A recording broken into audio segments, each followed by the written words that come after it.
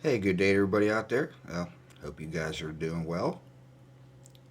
So I hope everyone doesn't mind a small little history lesson and background behind Gilbert Stuart. Gilbert Stuart is one of the most famous colonial portrait artists of his time, and he was born in 1755 in Rhode Island. By the time he was 14, he had shown great talent in art, and that's when he had met Cosmo Alexander, who was a Scottish painter. And 2 years later, when he was 16, they would travel to Scotland. He would pursue his studies in art.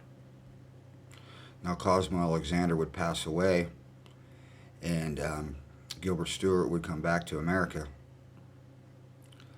Now, with the onset of the American Revolution, Gilbert Stuart would go back to England in 1775, and that's when he would meet his tutor, Benjamin West. And he would study and paint there for the next 10 years. Now, Gilbert Stuart he wasn't very good with his money, and he ended up getting in debt. And there was collectors after him. And that's when he would flee to Ireland and do more paintings to avoid those. But he'd fallen under the same thing in Ireland. And by 1793, he would come back to America in New York. And that's when he decided he wanted to paint George Washington. Now, over his lifetime, he did 1,000 portraits, and 100 of those were George Washington.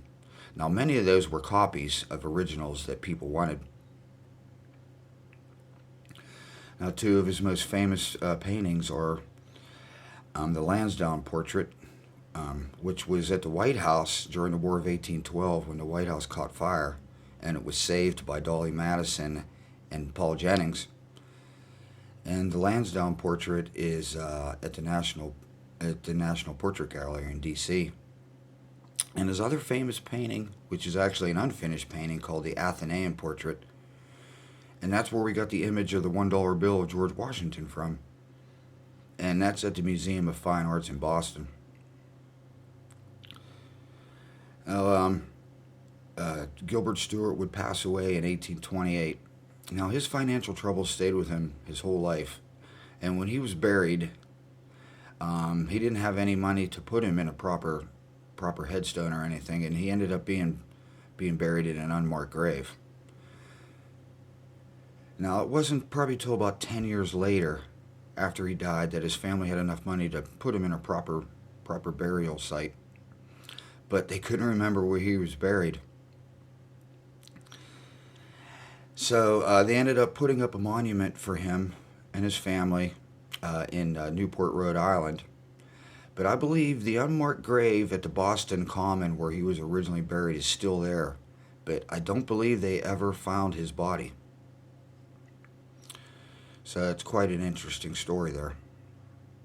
So this is probably one of the most famous portraits of Gilbert Stuart. And this was actually done by Sarah Goodrich in 1825.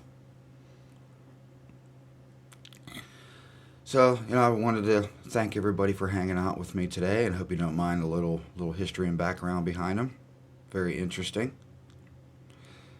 So you guys take care. Hope you have a good weekend, and we'll see you soon. Peace.